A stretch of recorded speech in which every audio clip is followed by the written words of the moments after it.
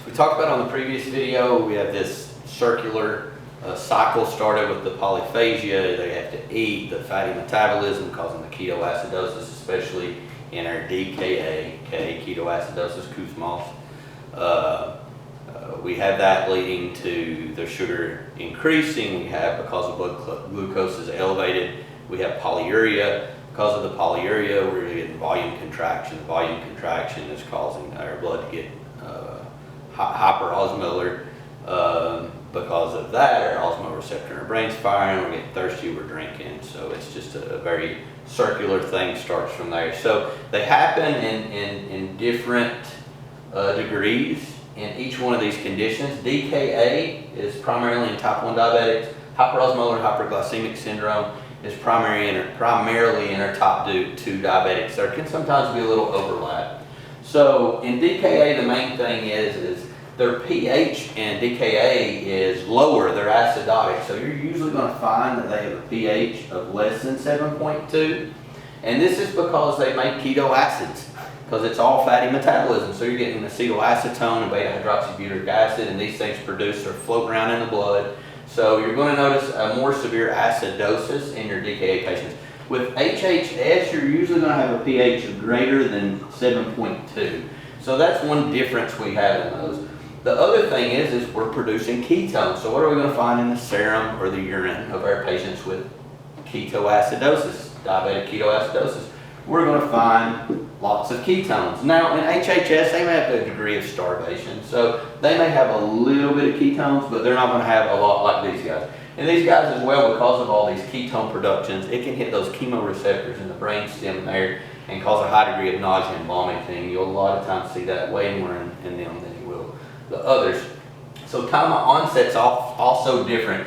You're making no insulin, you're going into starvation quick, you're going into a state of acidosis really quick, so you present fast. So these DKA patients usually present within 24 hours or less. So they can present within 24 hours, and sometimes they can present in greater than 24 hours as well. So we'll say 24 hours or greater, they present. Whereas with HHS, it's usually almost always greater than 24 hours they present. In fact, they can even present up to a week later. So those guys are going to be a lot greater, and usually these are going to be less than, they're going to be more than 24 hours. Osmolality wise, now you got to think, their sugars on our DKA patients can be just around like 250 milligrams per deciliter or greater. And they present, so you can have people present with DKA with just a sugar of 250 and an acidosis showing ketones. HHS, they're the guys that you talk to your buddies about at work because you're like, hey, I got this guy who got a blood sugar of 1200. They're the guys that present with sugars that are greater than 600 milligrams per deciliter.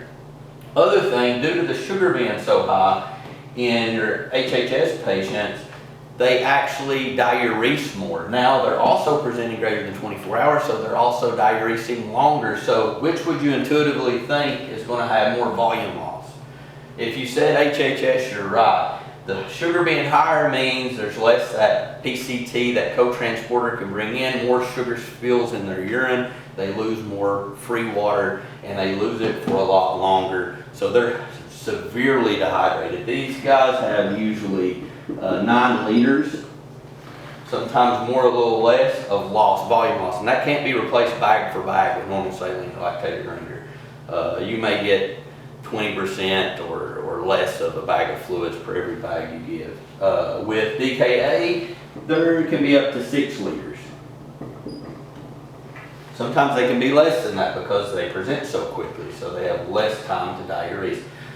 The other thing we're going to notice is the osmolality. So if somebody has a higher sugar level and they've lost more fluid, it's more contracted, who would you think is going to have the higher osmolality?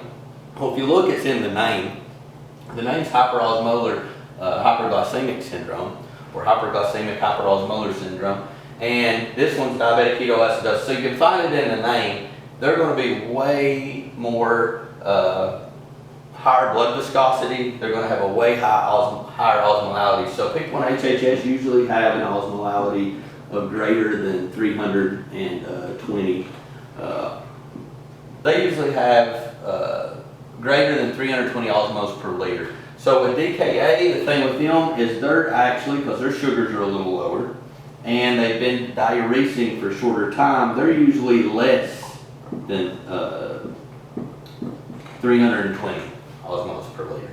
Now, one thing that also separates these, again, we have an acidosis, it's right in the name. We have a ketoacidosis, is the guys in DKA or gals are usually in a high anion gap metabolic acidosis. So a high anion gap means there's an unaccounted for anion floating around in their blood. And how they measure that is they take your sodium, it's a positive cation, and they minus it by your bicarb plus your chloride. Now the difference in that is considered your gap.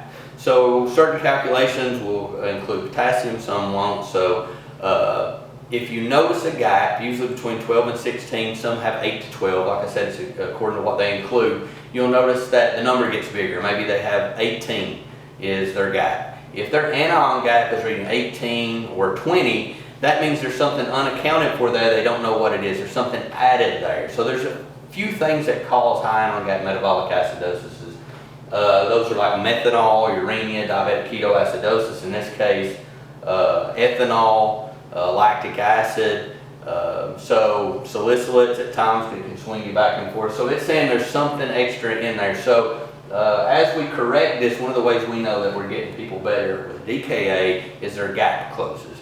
And all that gap closing means is those ketones like beta hydroxybutyric acid and acetylacetone, those anions, are leaving because we went from fatty acid metabolism, we're giving them insulin, now they're going into carbohydrate metabolism, and they're losing those extra anions, those ketones, those to get rid of them. So as they're getting rid of those, the gap closes. So we're going to see an increased high anion gap acidosis with our DKA patients, and it's going to be mute in these patients. Sometimes they may have a little bit of an acidosis just due to a slight bit of starvation, but they're still making insulin so they can still metabolize carbohydrates, so we see it less. Now, another interesting point is on a basic metabolic panel, your CO2 is actually your bicarb. You can probably look up a video of this to do all the math on it and science behind it of how that works, but you're going to have to trust me, and your doctors will appreciate when you know what this means. But the CO2 on a BMP, now on an ABG, CO2 is CO2. It's their amount of gas. HCO3 is bicarb, but on a basic metabolic panel, CO2 is your bicarb. So on our DKA patients, they're in a severe acidosis, so like you would expect, they're going to have lower amounts of bicarb, hence why they're in an acidosis. And in HHS, it'll be equal or just slightly down if they are in a slight state of acidosis, but this one's going to be much worse. So that are the main key differences we're going to notice in DKA versus HHS, and we need to know those because while our treatments seem the same, they involve the same things, lots of fluids, insulin, and making sure electrolytes are taken care of. How we manage it, the speed we manage it in, and the things we need to look for will be different because these hyperosmolar states can lead to things like seizures. And if we correct it too fast, it can lead to seizures and death. And with DKA, the acidosis levels can shift our potassium, make us think we're safe and we're not. But on our video on treatment and the basics of treatment, we'll go over